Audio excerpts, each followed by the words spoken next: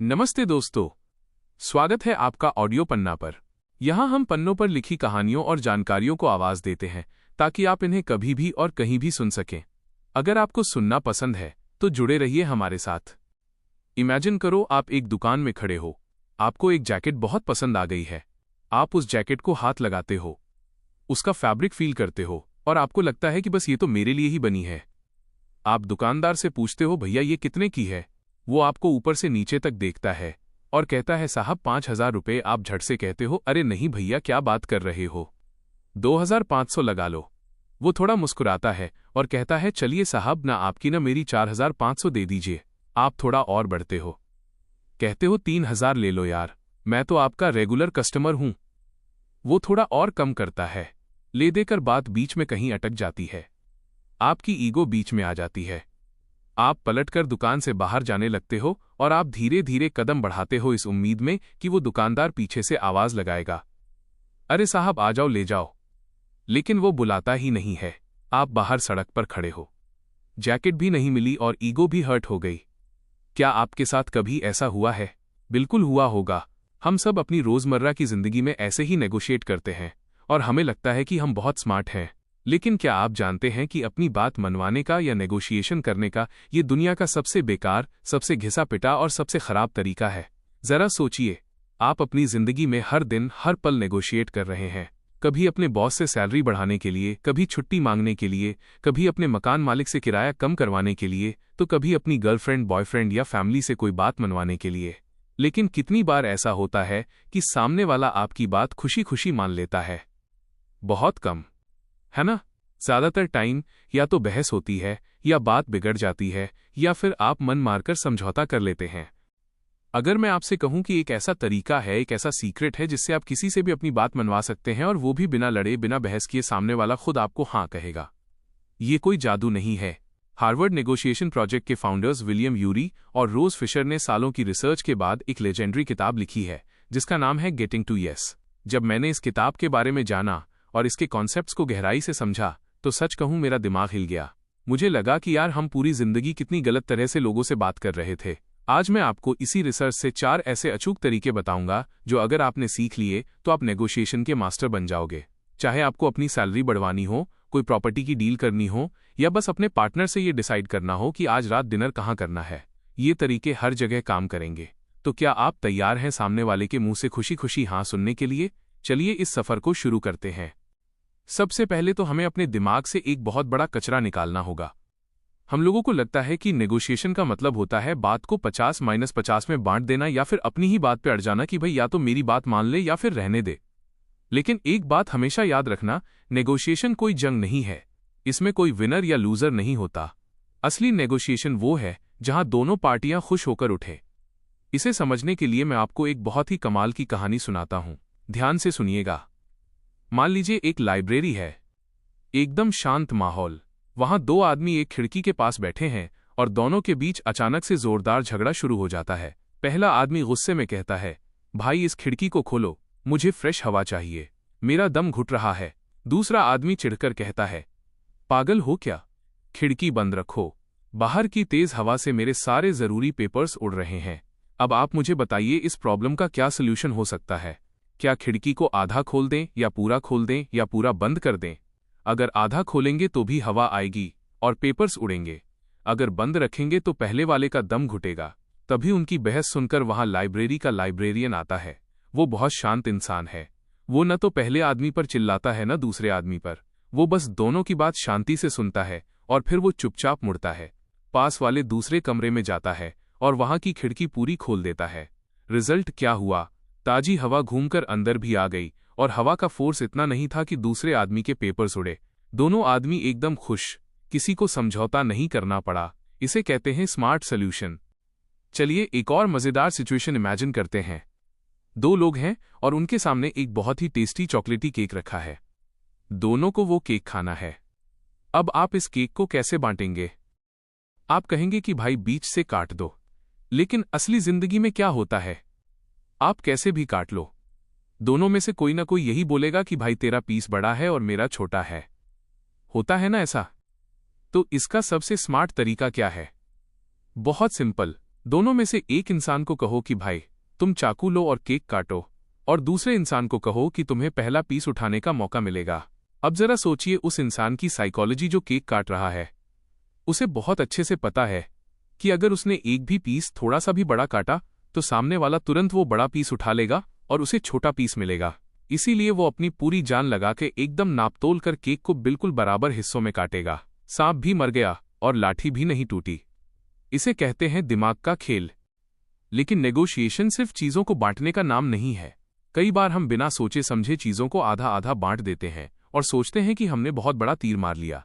आपको एक और कहानी सुनाता हूं और ये कहानी आपकी आंखें खोल देगी। घर में दो बच्चे हैं और दोनों एक संतरे के लिए बुरी तरह लड़ रहे हैं। दोनों रो रहे हैं, चिल्ला रहे हैं कि मुझे ये संतरा चाहिए। तभी उनका बाप ऑफिस से थका हारा घर आता है। वो देखता है बच्चे लड़ रहे हैं। बाप परेशान है। वो सीधा किचन में जाता है, एक चाकू उठाता है, संतरे को बीच से 50-50 काटता है। आधा संतरा एक बच्चे को देता है और आधा दूसरे को दे देता है। बाप को लगता है कि उसने बहुत ही फेयर डिसीजन लिया है। लेकिन पता है रिजल्ट क्या होता है? पहला बच्चा अपने हिस्से के संतरे का अंदर का फ्रूट खाता है और छिलका डस्टबिन में फेंक देता है।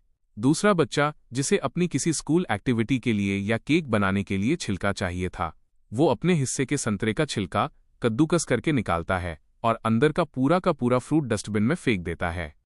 जरा सोचिए इस बात को। रुकिए और सोचिए, अगर वो बाप संतरे को काटने से पहले सिर्फ 1 मिनट रुककर उन दोनों बच्चों से ये पूछ लेता कि बेटा तुम्हें ये संतरा क्यों चाहिए, तो क्या होता? दोनों बच्चों को अपना मनपसंद हिस्सा 100% मिल जाता। एक को पूरा का पूरा फ्रूट मिल जाता खाने के लिए और दूसरे को पूरा का पूरा छिलका मिल जाता अपने काम के लिए। लेकिन जल्दबाजी के चक्कर में दोनों को क्या मिला? सिर्फ आधा, और बाकी का आधा कचरे में चला गया। ये कहानी हमें जिंदगी का सबसे गहरा लेसन सिखाती है। नेगोशिएशन का असली मतलब दोनों पार्टी को 50-50 देना नहीं होता। नेगोशिएशन का असली मतलब है सही सवाल पूछना, सामने वाले की असली जरूरत को समझना और फिर दोनों के लिए ऐसा बेस्ट सोल्यूशन निकालना जहां दोनों को उनका 100% मिल सके। अब आप कहेंगे यार ये सब कहानियों में सुनने में तो बड़ा अच्छा लगता है, लेकिन जब रियल लाइफ सिचुएशन आती है, जब खड़ूस बॉस के सामने बैठे होते हैं या जिद्दी मकान मालिक से बात कर रहे होते हैं, तब ये सब कैसे काम करेगा? बिल्कुल सही सवाल है आपका, और इसी सवाल का जवाब मैं आपको अब देने वाला हूं। इस किताब से मैं आपको वो 4 स्टेप्स का फ्रेमवर्क दूंगा जिसे यूज करके आप किसी से भी अपनी बात मनवा सकते हैं। तो चलिए आते हैं स्टेप नंबर 1 पर। स्टेप नंबर 1 है पोजीशंस को छोड़ो, इंटरेस्ट पर फोकस करो। अभी जो मैंने आपको लाइब्रेरी वाला और संतरे वाला एग्जाम्पल दिया, उसमें आपने एक बहुत अजीब सी चीज नोटिस की। हर जगह प्रॉब्लम ये नहीं थी कि लोग क्या मांग रहे थे, प्रॉब्लम ये थी कि किसी को पता ही नहीं था कि सामने वाले की असली जरूरत क्या है। लाइब्रेरी वाले केस को ही ले लीजिए। जो बंदा बोल रहा था कि विंडो खोलो वो उसकी पोजीशन थी, जो दूसरा बंदा बोल रहा था कि विंडो बंद रखो वो भी उसकी पोजीशन थी। अगर आप जिंदगी भर सिर्फ इन पोजीशंस को पकड़कर बैठे रहेंगे कि उसने ये कहा, मैंने ये कहा, तो आप कभी कोई प्रॉब्लम सॉल्व नहीं कर पाएंगे। लेकिन उनके इंटरेस्ट क्या थे? एक का इंटरेस्ट था फ्रेश हवा लेना और दूसरे का इंटरेस्ट था अपने पेपर्स को उड़ने से बचाना। ये दोनों इंटरेस्ट बिल्कुल अलग अलग थे और अलग अलग प्रॉब्लम सॉल्व कर रहे थे। और मेरे दोस्त, जैसे ही आप सामने वाले का असली इंटरेस्ट ढूंढ लेते हो ना, सोल्यूशन तो अपने आप झक मार के आपके सामने आ जाता है। अब आप मुझसे पूछेंगे कि रियल लाइफ में किसी के दिमाग के अंदर घुसकर उसका इंटरेस्ट पता करें। प्रैक्टिकली तो ये बहुत मुश्किल है, क्योंकि लोगों की पोजीशंस तो एकदम साफ होती हैं, जैसे मुझे 500 सैलरी चाहिए या मैं बस 10,000 ही किराया दूंगा। लेकिन उनके इंटरेस्ट हमेशा छुपे हुए होते हैं, कभी उनके इमोशंस के पीछे, कभी उनके ईगो के पीछे, तो कभी बस उनके कंफ्यूजन के पीछे। तो फिर ये इंटरेस्ट बाहर कैसे निकालें? इसका जवाब दुनिया का सबसे सिंपल लेकिन सबसे पावरफुल शब्द है, और वो शब्द है क्यों। जी हाँ, इंग्लिश में कहें तो वाई। बस यही एक वर्ड आपकी जिंदगी बदल सकता है। जब भी कोई आपसे बहस करे या अपनी बात पर अड़ जाए तो उससे लड़ो मत, बस उससे बहुत प्यार से पूछो, तुम ये क्यों चाहते हो? तुम्हारे लिए इस बात के पीछे असली रीजन क्या है? पता है, जब आप किसी से क्यों पूछते हो तो क्या होता है?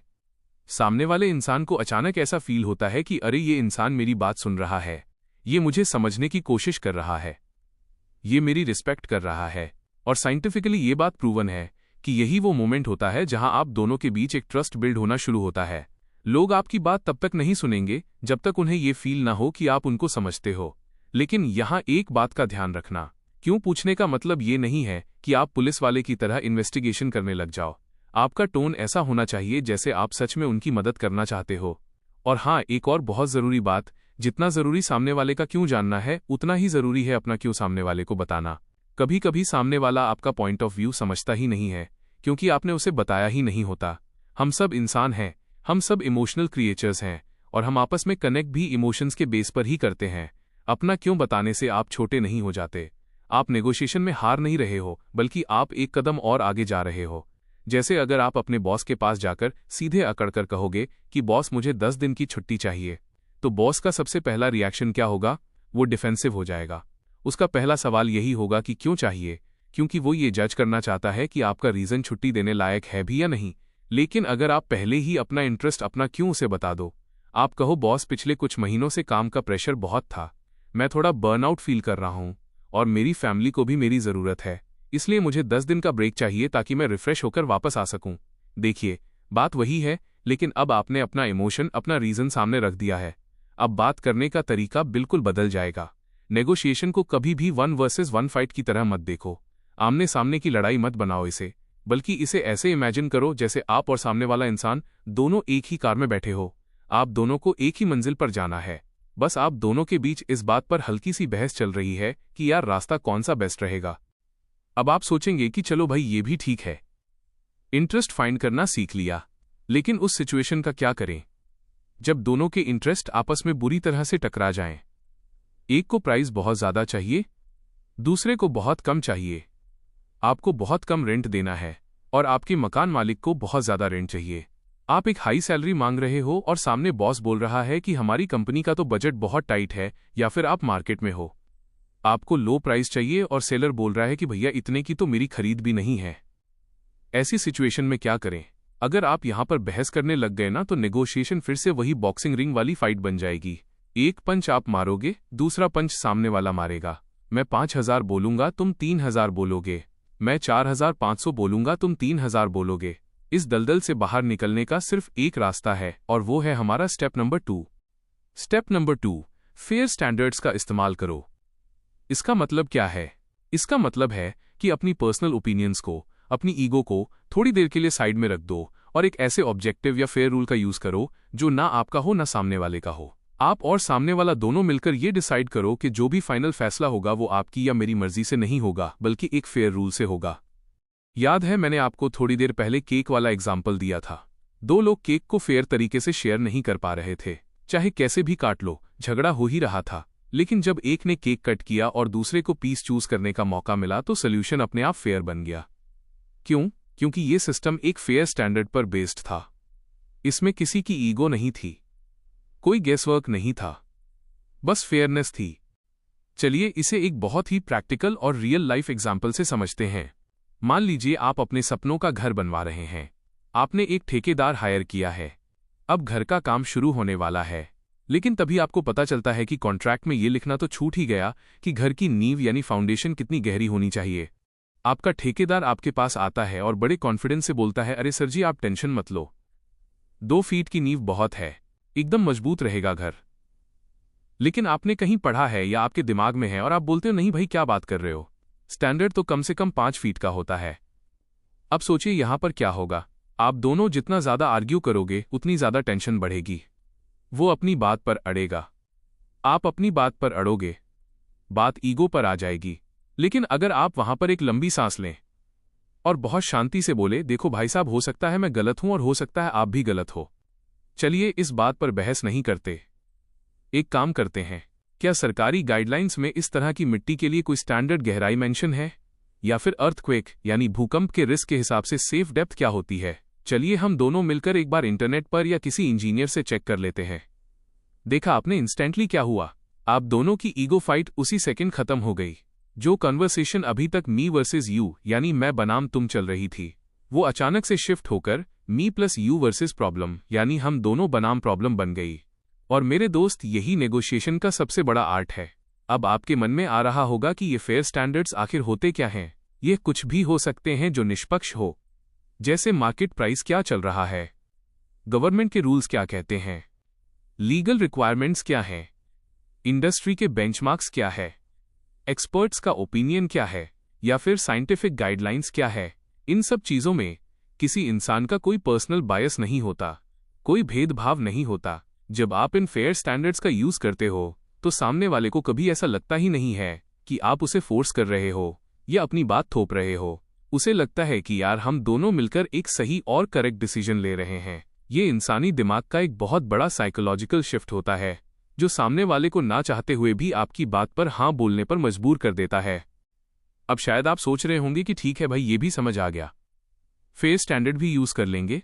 लेकिन नेगोशिएशन में सबसे ज्यादा सिरदर्द तो तब होता है ना जब दोनों साइड्स के इंटरेस्ट बिल्कुल डिफरेंट होते हैं। एक ही चीज है जो दो लोगों को चाहिए, लेकिन दोनों के रीजंस, दोनों के पर्पस एकदम अलग अलग हैं। ज्यादातर लोगों को ये जो डिफरेंस है, ये जो अलग होना है, यही सबसे बड़ी प्रॉब्लम लगती है। उन्हें लगता है कि यार हमारी तो सोच ही नहीं मिलती, बात कैसे बनेगी।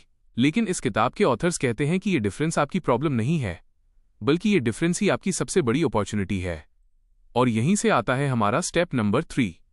स्टेप नंबर 3, ऑप्शंस इन्वेंट करो जिससे दोनों का फायदा हो, म्यूचुअल गेन। थोड़ी देर पहले मैंने आपको संतरे वाले बच्चों की कहानी सुनाई थी। फादर ने संतरे को बीच से 50-50 काट दिया। उसे लगा उसने बहुत फेयर काम किया है। लेकिन रिजल्ट क्या था? एक ने सिर्फ फ्रूट खाकर छिलका फेंक दिया, दूसरे ने छिलके से केक बनाया और फ्रूट फेंक दिया। सही में सोचिए, अगर वो बाप थोड़ा सा टाइम लेकर बस 1 मिनट रुककर उन दोनों बच्चों से ये पूछ लेता कि बेटा आपको संतरा क्यों चाहिए, तो दोनों को अपना मनपसंद हिस्सा 100% मिल जाता। पर बिना सोचे समझे एक्शन लेने से मिला कितना? बस आधा। ये कहानी हमें नेगोशिएशन का सबसे इंपॉर्टेंट लेसन सिखाती है। नेगोशिएशन का गोल 50-50 करना नहीं होता। गोल होता है ऐसे क्रिएटिव सॉल्यूशंस ढूंढना जहां दोनों को उनका 100% मिल सके। लेकिन ये जादुई ऑप्शंस मिलते कैसे हैं? ये हवा से नहीं टपकते, इन्हें क्रिएट करना पड़ता है। और ये क्रिएट करना भी अपने आप में एक बहुत बड़ी स्किल है, जिसके 4 बहुत ही सिंपल स्टेप्स हैं। स्टेप 3, एकदम खुलकर ब्रेनस्टॉर्मिंग करो। आप और सामने वाली पार्टी या जो भी लोग इन्वॉल्व हैं, सब एक टेबल पर बैठो। माहौल को एकदम कैजुअल रखो, कोई स्ट्रेस नहीं, कोई ईगो नहीं, एकदम ओपन माइंडेड होके बैठो। और बस एक काम करो, आइडियाज फेंको। आइडियाज और बस आइडियाज। चाहे वो आइडिया कितना भी बेवकूफ़ी भरा क्यों ना लग रहा हो, चाहे वो कितना भी अनरियलिस्टिक हो, चाहे कितना भी अजीब हो, सब कुछ एक पेपर पर लिख लो। पता है नेगोशिएशन फेल क्यों होती है? क्योंकि लोग बहुत जल्दी जज करने लगते हैं। हम आइडिया सुनते ही कहते हैं, अरे नहीं यार, ये तो बकवास है। और जहां आपने जजमेंट पास की, वहां आपकी क्रिएटिविटी उसी पल मर जाती है। इसलिए स्टेप 3, ब्रेनस्टॉर्मिंग को डिसीजन मेकिंग से अलग रखो। ये बहुत इंपॉर्टेंट है। जब आप आइडिया सोच रहे हो, उस वक्त कोई भी आइडिया गुड या बैड नहीं होता। उस स्टेज पर कोई डिसीजन नहीं लेना है, कोई क्रिटिसिज्म नहीं करना है, कोई एनालिसिस नहीं करना है, बस क्रिएट करो। जब आइडियाज की एक लंबी लिस्ट बन जाए, उसके बाद आराम से बैठो, फिर उन आइडियाज को फिल्टर करो, इंप्रूव करो और बेस्ट ऑप्शंस चूज करो। ये प्रोसेस आपकी नेगोशिएशन को ब्लेम गेम, तू गलत, मैं सही से निकालकर सोल्यूशन गेम में लाकर खड़ा कर देती है। स्टेप 3, डिफरेंसेस को प्रॉब्लम मत समझो, वही सोल्यूशन बन सकते हैं। ज्यादातर लोग सोचते हैं कि यार इसका पर्पस अलग है, मेरा अलग है, इसको कुछ और चाहिए, मुझे कुछ और चाहिए, ये तो हमारा दुश्मन हो गया। लेकिन ऑथर्स कहते हैं कि differences are not problem, differences are the opportunity. संतरे वाले एग्जाम्पल में सोल्यूशन कैसे मिला? इसलिए मिला क्योंकि दोनों बच्चों का इंटरेस्ट अलग था। एक को फ्रूट चाहिए था, दूसरे को छिलका चाहिए था। अगर दोनों को ही फ्रूट चाहिए होता तब तो बहुत बड़ी प्रॉब्लम हो जाती, लेकिन उनके डिफरेंस ने ही एक परफेक्ट सोल्यूशन बना दिया। इसीलिए हमेशा याद रखना, नेगोशिएशन में सिमिलैरिटी से ज्यादा सामने वाले के डिफरेंसेस को सुनना जरूरी होता है। स्टेप 3, बेस्ट ऑप्शंस को कंबाइन करके रिफाइन करो। जब आपने बहुत सारे आइडियाज सोच लिए तो उनमें से 2-3 अच्छे ऑप्शंस उठाओ और उन्हें मिक्स करो, मॉडिफाई करो।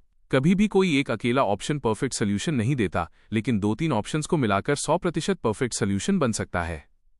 नेगोशिएशन ना बिल्कुल एक जिग्जो पजल की तरह होती है। पीसेस अलग अलग बिखरे होते हैं, लेकिन जब आप उन्हें सही जगह फिट कर देते हो ना, तब जाकर वो पूरी पिक्चर एकदम परफेक्ट हो जाती है। अब आप सोच रहे होंगे कि ठीक है भाई, हमने क्रिएटिव ऑप्शंस बनाना सीख लिए, हमने फेयर स्टैंडर्ड्स का इस्तेमाल करना भी सीख लिया, हमने लोगों के छुपे हुए इंटरेस्ट को आइडेंटिफाई करना भी सीख लिया, तो क्या अब हम नेगोशिएशन के मास्टर बन गए? रुकिए, अभी एक आखिरी और सबसे खतरनाक प्रॉब्लम बाकी है। और सच कहूं तो ये नेगोशिएशन की सबसे डेंजरस प्रॉब्लम होती है। जानते हैं वो क्या है? वो है इंसान, ह्यूमन पीपल।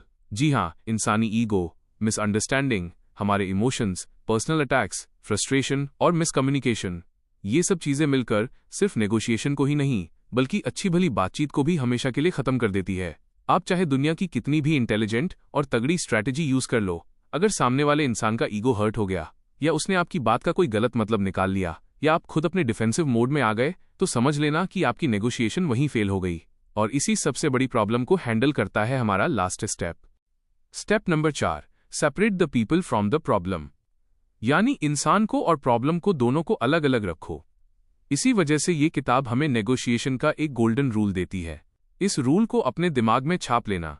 रूल है, इंसान के साथ सॉफ्ट रहो लेकिन प्रॉब्लम के साथ हार्ड रहो। Be soft on the person but hard on the problem. इसे कैसे करना है? जब भी आप किसी के साथ नेगोशिएशन शुरू करने वाले हो, बस अपनी आंखें बंद करो और इमेजिन करो। इमेजिन करो कि जो पर्सन आपके सामने खड़ा है, आपने उसे एक वर्टिकल लाइन खींचकर मेंटली 2 हिस्सों में डिवाइड कर दिया है।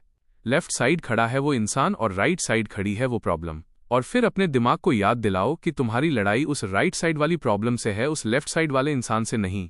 तुम्हें लेफ्ट साइड वाले इंसान को पूरी रिस्पेक्ट देनी है, उसकी वैल्यू करनी है, लेकिन उस राइट साइड वाली प्रॉब्लम को चैलेंज करना है, उस पर सवाल उठाने हैं। लोगों को समझना इतना जरूरी क्यों है? क्योंकि मेरे दोस्त, लोग मशीन नहीं होते, लोग प्रेडिक्टेबल नहीं होते। उनका ईगो बहुत जल्दी हर्ट हो जाता है। वो अपने नजरिए, अपने परसेप्शन को ही पूरी दुनिया की रियलिटी मान लेते हैं। वो आपकी कही हुई बात को बिल्कुल गलत समझ सकते हैं। कई बार उनका बोलने का टोन उनके असली इंटेंशन से बिल्कुल अलग होता है। उनकी कम्युनिकेशन आधी अधूरी होती है। और सबसे इंपॉर्टेंट बात, आप भी तो उनके जैसे ही एक इंसान हो। आप भी तो चीजों को गलत सुन लेते हो। आप भी तो गुस्से में आकर गलत रिएक्ट कर देते हो। आपका ईगो भी तो कभी कभी बहुत सेंसिटिव हो जाता है। नेगोशिएशन के टेबल पर आपको इन दोनों का मिक्सचर हैंडल करना होता है, सामने वाले का ईगो भी और अपना ईगो भी। अब मैं आपको एक ऐसी मैजिक ट्रिक बताने वाला हूं जो आपको कोई नहीं बताएगा। एक ऐसी सिंपल ट्रिक जिससे आपकी नेगोशिएशन सक्सेसफुल होने के चांसेस तुरंत 25 से 30% तक बढ़ जाएंगे। क्या है वो ट्रिक? ट्रिक ये है कि नेगोशिएशन या कोई भी सीरियस बातचीत शुरू होने से ठीक पहले सामने वाले इंसान से थोड़ा सा टाइम निकालकर बात कर लो। बस हल्की फुल्की फ्रेंडली बातचीत, जैसे, और सर कैसे हैं आप? आज रास्ते में ट्रैफिक कैसा था? आपको यहां तक आने में कोई प्रॉब्लम तो नहीं हुई? अरे क्या आपको स्पोर्ट्स में इंटरेस्ट है? कोई भारी भरकम बात नहीं करनी है, कोई काम की बात नहीं करनी है, बस एक नॉर्मल ह्यूमन कनेक्शन बनाना है। आप सोच रहे होंगे कि इससे क्या फर्क पड़ेगा? फर्क पड़ता है, और बहुत बड़ा फर्क पड़ता है, क्योंकि जब एक इंसान इमोशनली सेफ फील करता है ना, तो नेगोशिएशन ऑटोमेटिकली स्मूथ हो जाती है। उसका डिफेंसिव गार्ड नीचे आ जाता है। यही रीजन है कि दुनिया के जितने भी प्रोफेशनल नेगोशिएटर्स होते हैं, वो हमेशा सबसे पहले रीच आउट करते हैं। वो पहले 5 या 10 मिनट सिर्फ इस बॉन्डिंग में लगाते हैं। उनके लिए ये कोई स्मॉल टॉक या टाइम पास नहीं होता, ये उनकी नेगोशिएशन का फाउंडेशन होता है, एक मजबूत नींव जिस पर वो एक बेहतरीन डील की बिल्डिंग खड़ी करते हैं। चलिए, इस पूरी जर्नी को मैं एक बहुत ही खूबसूरत और सच्ची कहानी के साथ खत्म करता हूं।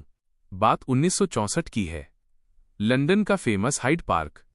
वहां एक अमेरिकन फादर और उसका 12 साल का बेटा मैदान में खेल रहे थे।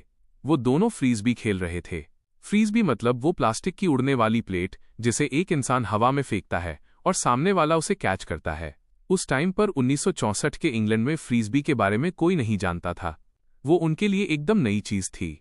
तो नेचुरली जब वहां टहलने वाले लोगों ने बाप बेटे को हवा में एक प्लेट उछालते देखा, तो धीरे धीरे उनके आसपास एक छोटा सा क्राउड जमा हो गया। सब बड़ी हैरानी से देख रहे थे कि यार ये दोनों आखिर कर क्या रहे हैं।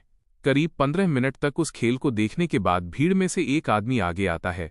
वो बहुत ही पोलाइटली, बहुत ही रिस्पेक्ट के साथ उस अमेरिकन फादर से पूछता है, एक्सक्यूज मी सर, मैं काफी देर से आप दोनों को खेलते हुए देख रहा हूं, लेकिन मुझे एक बात समझ नहीं आ रही, इस गेम में जीत कौन रहा है? Who is winning? वो अमेरिकन फादर पहले तो उस आदमी के इस मासूम सवाल को सुनकर हल्का सा मुस्कुराया और फिर उसने एक ऐसी लाइन बोली जो हम सब के लिए जिंदगी का एक बहुत बड़ा लेसन है। फादर ने कहा, दोस्त, फ्रिस्बी में कोई जीतता नहीं है, आप बस खेलते हो। In frisbee nobody wins, you just play. जरा इस लाइन की गहराई को समझिए। एक बहुत ही सिंपल सा सेंटेंस, लेकिन नेगोशिएशन की दुनिया का सबसे बड़ा और कड़वा सच। अगर आप किसी भी नेगोशिएशन में विनर लूजर, जीतने और हारने का गेम खेलने जा रहे हो, अगर आपके दिमाग में सिर्फ यही चल रहा है कि किसी भी तरह से मैं जीत जाऊं और सामने वाला हार जाए, तो यकीन मानिए आप नेगोशिएशन का असली मतलब समझे ही नहीं हो। नेगोशिएशन का असली गोल सामने वाले को हराना नहीं होता।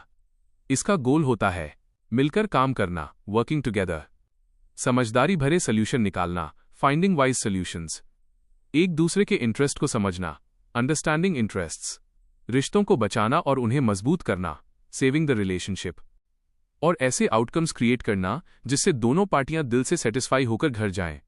जब आप इन 4 चीजों को अपनी जिंदगी में अप्लाई कर लेते हो ना, पोजीशंस की जगह इंटरेस्ट पर फोकस करना, फेयर स्टैंडर्ड्स का यूज करना, म्यूचुअल गेन के लिए ऑप्शंस ढूंढना और प्रॉब्लम पर हार्ड रहकर इंसान के साथ सॉफ्ट रहना, तो नेगोशिएशन सिर्फ एक टेक्निक नहीं रह जाती। ये आपकी एक लाइफ स्किल बन जाती है, जीने का एक तरीका बन जाती है।